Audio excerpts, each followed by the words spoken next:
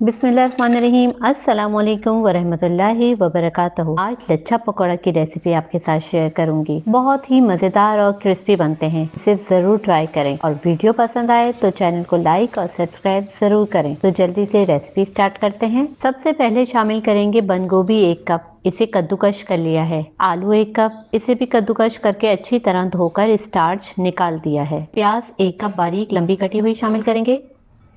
1 teaspoon नमक जाएगा। 2 tablespoon साबुत धनिया, इसे दरदरा सा कूट लिया है। 1 टेबलस्पून जीरा, इसे भी दरदरा सा कूट लिया है। 2 टेबलस्पून कुटी लाल मिर्च, 4 अदद हरी मिर्च लंबी लंबी बारीक कटी हुई। कॉर्नफ्लावर 1/4 कप, बेसन 1 कप, इसे शामिल करने से पहले छान लीजिएगा। अब इन सबको अच्छी तरह से मिक्स कर लें। पानी इसमें बहुत कम शामिल करेंगे और वक्फे वक्फे से शामिल करेंगे। अगर मिक्सचर पतला हो गया तो पकोड़े बिखर जाएंगे, इसलिए पानी इतना ही शामिल करेंगे कि ये आपस में अच्छी तरीके से बाइंड हो जाएं।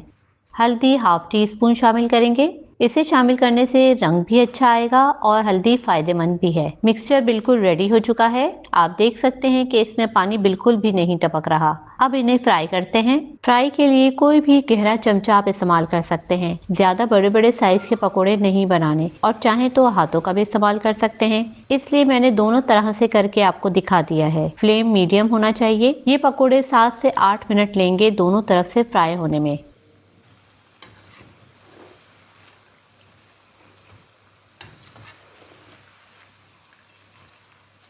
दोनों तरफ से अच्छी तरह फ्राई हो चुके हैं। अब आप इनको डिश में निकालेंगे।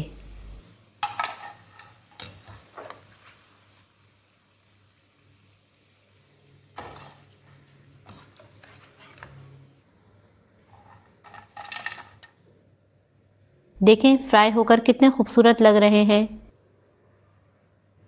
इसी तरह से हम बाकी के पकोड़े भी फ्राई कर लेंगे। आलू के पकोड़े तो आपने बहुत खाए होंगे, मगर आप इस रेसिपी को ज़रूर ट्राई कीजिएगा। मुझे पूरा यकीन है कि आपके इफ्तार का लुत्फ़ दुबाला हो जाएगा। बहुत ही क्रंची और क्रिस्पी बनते हैं, ख़ास तौर पर इन पकोड़ा लवर्स के लिए जो रोज़ाना इफ्तार में पकोड़े ज़रूर खाते हैं। फ्राई के दौरान इनको उलट पलट करते रहें ताकि दोनों जगह से एक जैसे फ्राई हों।